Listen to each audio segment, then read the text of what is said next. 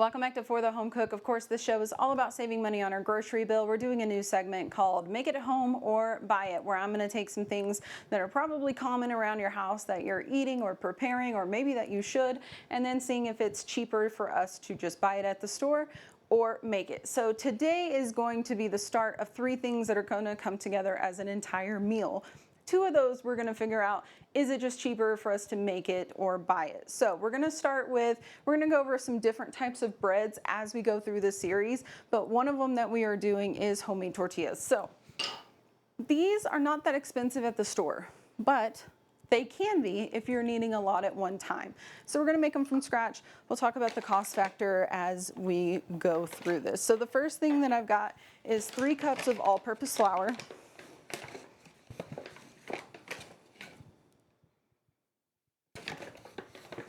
The measurements in this that you see below are not exact, but we'll talk about what it should look like or feel like, or the texture as we go through this.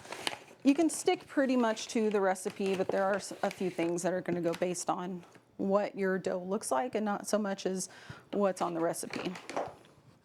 All right, so we've got 3 cups of all-purpose flour. We're going to do about a teaspoon of baking powder. You can absolutely measure that. I do not. And then we're going to do about a teaspoon of salt.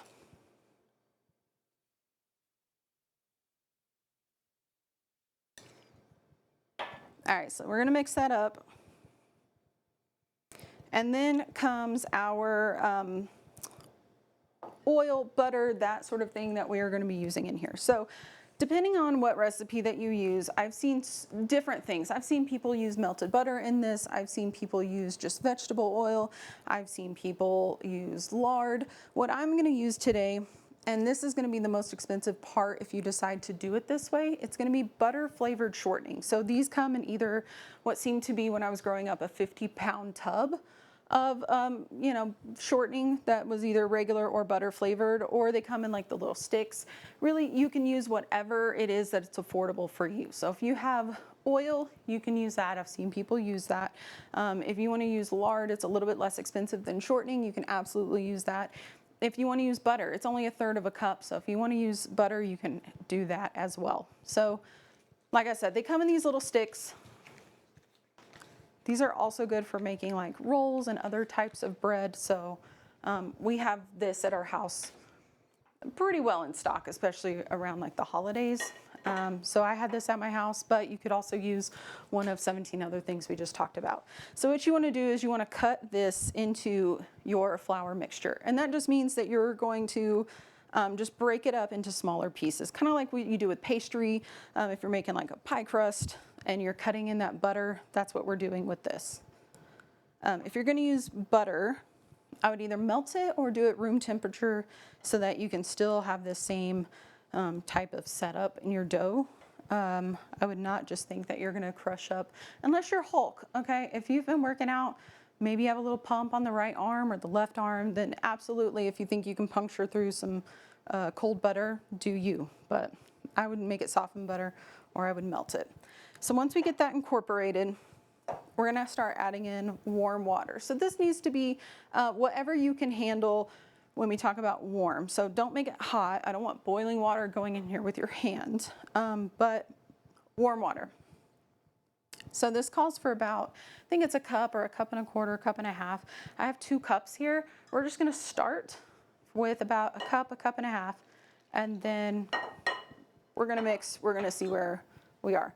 You can absolutely mix this with a spoon, a fork, a wooden spatula, a whatever. I like to just use my hands. What we're looking for here is we want the dough to pull away from the bowl and from our hands. So you can see that's not happening just yet, and we still have a bunch of flour to get through. So we started with about cup and a half, and now I'm just going to slowly continue to add my water in here until we get a dough that is pulling away from our hands, that's pulling away from the bowl. You want it to be just slightly sticky, but not anything that's going to stick to like your countertop or a surface when we go to knead this for a few minutes.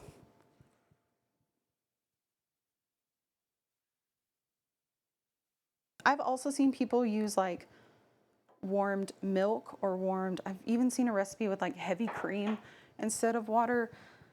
Those do make them a little bit of a softer consistency. I don't do my recipe like that, but if for some reason you have some leftover milk or heavy cream that's sitting in your fridge and you don't want to waste it, you could go ahead and warm it up and then use it in this recipe if you really wanted to. Yeah, they still come out pretty good. All right, so we're still very sticky. So I'm just like the smallest amount of water. You can always add more water. It gets really difficult if you add too much, because now you have to add in flour and then it might be too dry. And then you just play this game of tag in terms of being too dry or too wet in your dough.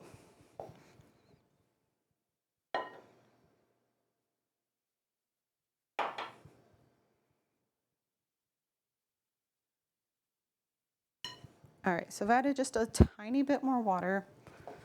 And I think that's going to get us to where we need to go. So you see that it's pulling away from the bowl.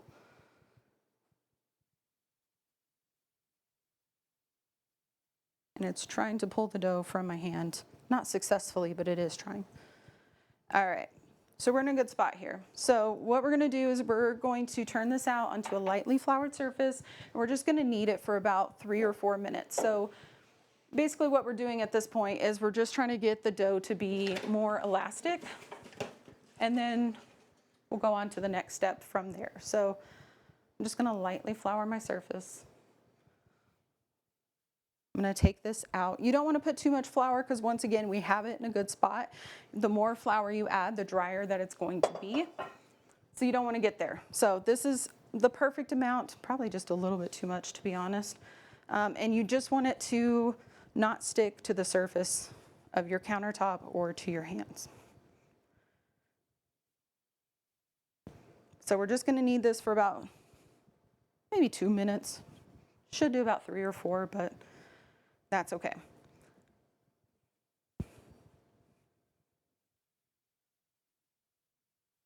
So once we get done with this, there are 2 different mindsets to what you do next. A lot of people will cover it, they'll put it in a bowl, cover it with a towel, and then let it sit for anywhere between 5, 10, 15. I saw one recipe that's like an hour. I'm not doing that. Usually I'll let mine go for about 5 to 10 minutes before we start making the little dough balls for tortillas. Now, there's another mindset that you can go ahead and form the balls and then put a towel over the pan and then let them rest for about 10 minutes. I don't think it matters either way. You can do it one way this time and do it another way the next time. It really doesn't matter. All right, so we're in a good spot here. It's not sticking to the surface. It's not really sticking to my hands, even though you can see I still have some left on my hand over there. And then what we want is when you pick this up, we want it to go back with elasticity. Elasticity? Yeah, that's a word. We're gonna pretend that's a word. All right, so here we go. We'll put this in the bowl. We're gonna cover it with a towel, and through the power of TV and the magic of TV, I already did one. So this is where we're at. We have this dough. So this recipe, depending on the size of your tortillas, can make anywhere between 8 to 10 to 12 or even more tortillas, just depending on how big of tortillas that you want. So usually what I will do, we're gonna go with 12. So there's 2 ways that you can do this. You can separate, so I'm gonna separate into 2. I'm gonna separate that into 2, and then separate each one of these into 3 pieces. Or what you'll find, if you just pinch between these 2 fingers, so your thumb and your forefinger, that much, that's a tortilla. That much, that's a tortilla. And you see we got 3 out of that. So it comes out to be the same no matter which that you do, but if you wanna make sure you're getting an even amount, you can do it this way if you want.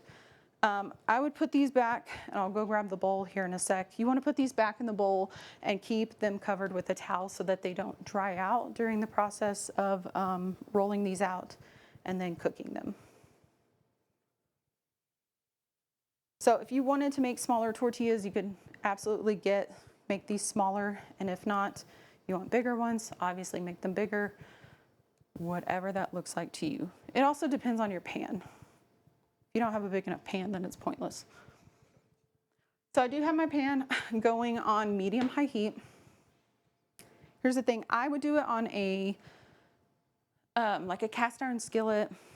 If you have what's called like a KAMR, which is just kind of a flat cast iron skillet pan, I would do it on that, but obviously you don't have to if you don't want to. All right, here's the most difficult part of this whole thing for me personally. I can't roll out a tortilla to save my life. All right, I'll just be honest. I've looked up all the videos, I've heard all the things, it doesn't work sometimes. So this is a practice doing this. Mine, I like to say in my family, we play name that shape because they come out into weird shapes. In theory though, you would roll back and forth, move it 45 degrees back and forth, and continue moving at a 45-degree angle until you get a circle. You want these to be very, very thin. If they're thick, it's going to take them forever to cook, and they're not going to cook right. They're going to be really tough. So yeah, very, very thin as possible. I've seen people do like a tortilla press with this. You can do that as well. See, we're going to play name that shape. The ones I made earlier, if you take some time, these can be done correctly. So once you're at this point, we have our pan, it's at medium-high heat. One of two things. If you're really good at rolling these out, and you can do it within about a minute and a half, then you can do one at a time. Because these are only gonna cook for 1 minute on one side, about 30 seconds on the other side. So by the time you take that off, you need to have another one ready. If you're not good at rolling them out, you can roll out a few at a time and then cook them. Just make sure that you don't leave them out for too long because you don't want them to dry out. So keep that in mind. All right, no thank you. So that's what we're gonna do is just continue to roll these out into very, very thin tortillas and then cook them. And I don't know if you guys can see it. So you are seeing like the little bubbles on top. That's great, that's what we want. If they're too thick, you either won't get those bubbles or you won't get them very quickly, and then you're gonna end up burning your tortilla before it's even done. I have been told if you do get the little like air pockets on there, it means that your mother-in-law is gonna love you. And I don't know that because I'm not married, but if all else fails, I guess I have a good personality and we'll have to win her over with that. All right, so those are gonna go for about a minute on one side, about 30 seconds on the other side, while I continue to play name that shape. I don't care. We're gonna tear them apart and use them for a dish anyway, so it doesn't matter. All right, so that's what you want.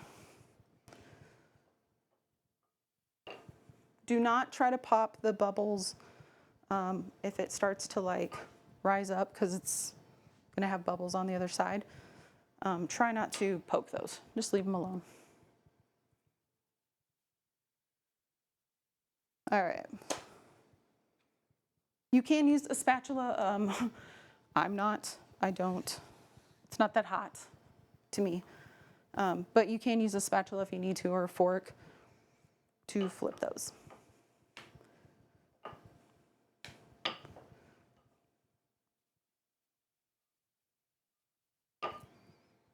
All right, so we're gonna continue on.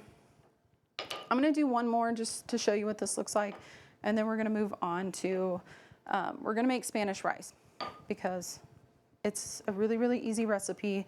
It's something that works every time that you do it, and it's something that you can make in a big quantity, and it goes with a lot of different dishes.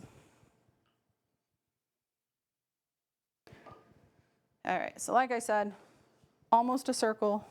I promise there's like one or two I made that were a circle. This takes practice, it takes patience. I have neither one of those today. Okay, so let's look at the cost factor before we move on. So when we talk about tortillas, if you have all of the ingredients, which most of us have these ingredients at home. So if you had no ingredients, none of the ingredients to make this, it's going to cost you about $10 to make a 12 or however many tortillas that you decide to make.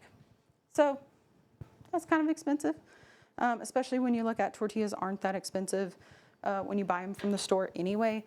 If you do have the ingredients, it's only going to cost you about $2. If we measured out like the cost of each ingredient, it's only going to cost you about $2.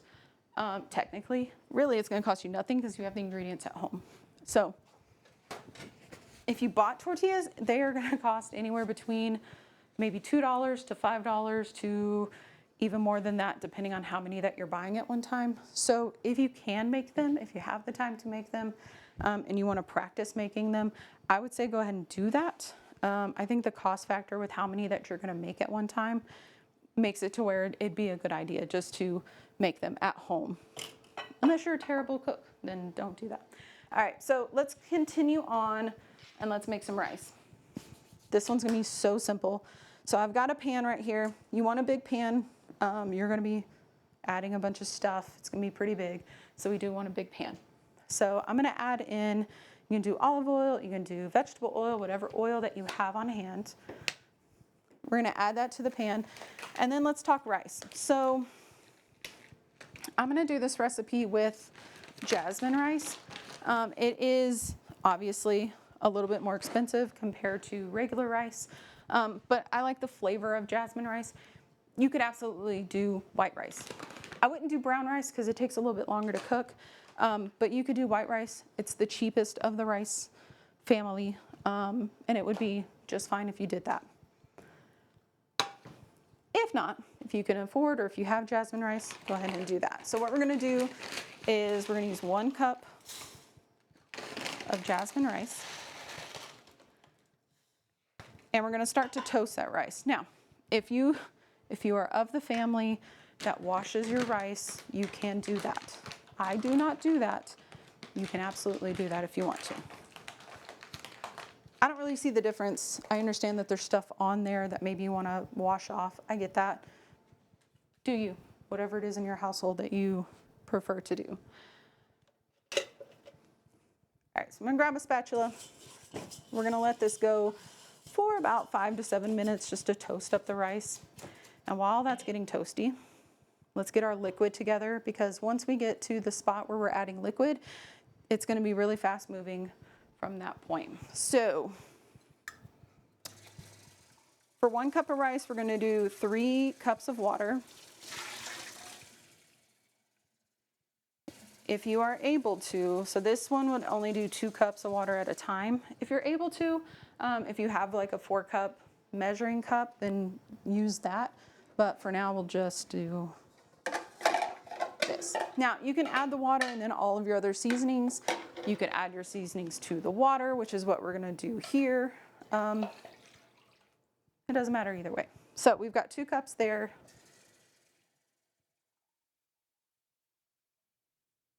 One more cup here. And then seasoning wise, this one's going to be super simple. So we've got chicken bouillon. This in itself is a great seasoning for just about anything. We're definitely going to be using it in here. So we'll do 1 tablespoon. Make sure that you watch your rice, as you can hear it start to go. You don't want to burn it. And this is on about medium, just right above medium. You don't want to go too much higher, not too much lower from that. All right, so we've got our chicken bouillon here. We've got a can of tomato sauce.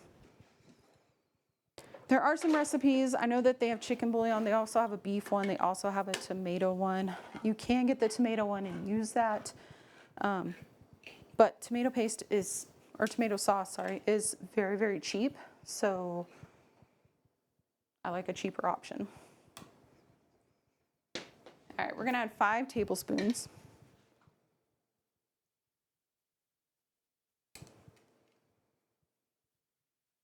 So like I said before, you could add all this to the pot at one time. Once you start adding your liquids, everything starts to go really, really fast. in terms of needing to get the lid on and get everything stirred and together and all that kind of stuff. So I'm just gonna add everything to here, and then it'll make it easier once we start pouring in all of our liquids. So I'm also going to add salt. How much? I don't know. 2 teaspoons? Oh.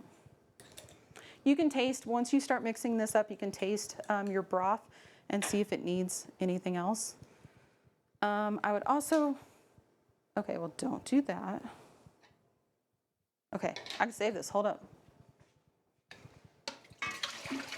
As much as I love chili powder rice, that's not what we're doing today. Okay, some chili powder.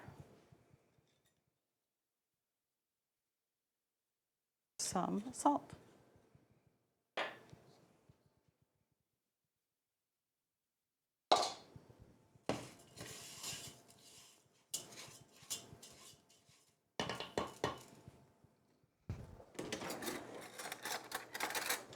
Can you imagine what that would have tasted like? Ew.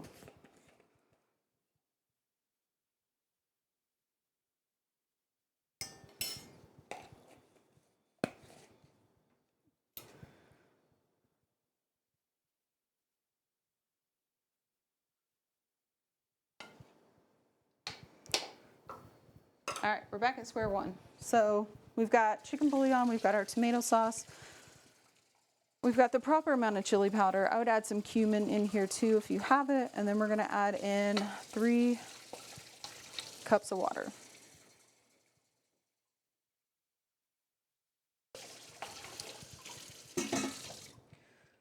All right, we're gonna stir that together. Our rice is all toasty, so at this point, we're gonna pour all this in here. Do not put your face over this pan, it's very hot.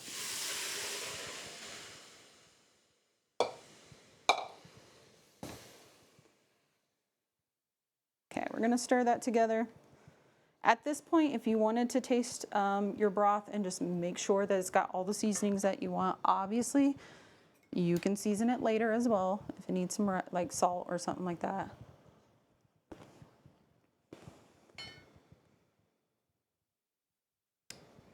Yeah. All right, tad bit more salt. We're gonna stir this. You want this to be on high, and I know that that sounds weird, but trust this process. So we're gonna turn this up on high. We're gonna put a lid on it. You're gonna let this go on high for 10 minutes. Do not open the lid, don't stir it, don't do anything to it. After 10 minutes, don't open the lid, but you are gonna turn the heat off for another 5 minutes. Don't open the lid at any point. After that 5 minutes, you're gonna take it off of the heat and let it go another 10 minutes. Do not open it. After that 10 minutes, you'll be good to go and you'll have the perfect rice. So I've seen people add, you can add like corn. I've seen people add peas, things like that. You can do that. If you do that, I would do it kind of near the end on that last, like after that 10 minutes, go ahead and lift it up, fluff your rice, put your vegetables in there, put the lid back on, let everything heat through. But this is perfect as is, so you don't have to do that. But if you do, if you want to, then you can. All right, we're gonna set a timer for 10 minutes. Like I said, 10 minutes on high, don't stir it, don't look at it, don't touch it, don't do anything with it. After 10 minutes, we'll turn the heat off. 5 minutes, after that 5 minutes, take it off the heat, let it go 10 minutes. So we have tortillas, we have rice. Also below, I have another recipe that's super simple. It uses some very cost-effective ingredients that we talked about before, things like ground beef and potatoes and seasonings and things like that. So check down below for that dish, and I'll show you what it looks like as a finished product a little bit later. If you want your free facial from this pot, go right ahead. That's your spa day. But for now, on Make It or Buy It, when we talk about tortillas, I would make them at home if you have the ingredients. And even if you don't, it's still gonna be very cost effective for what you're getting. It's just flour and baking powder and some shortening, some salt, and some warm water. So make them at home if you can. Practice actually rolling out a tortilla that looks like a circle and not like a shape. So I would make those at home. When we talk about rice, if you had no ingredients, if you had to buy everything outright, it would cost you about $12.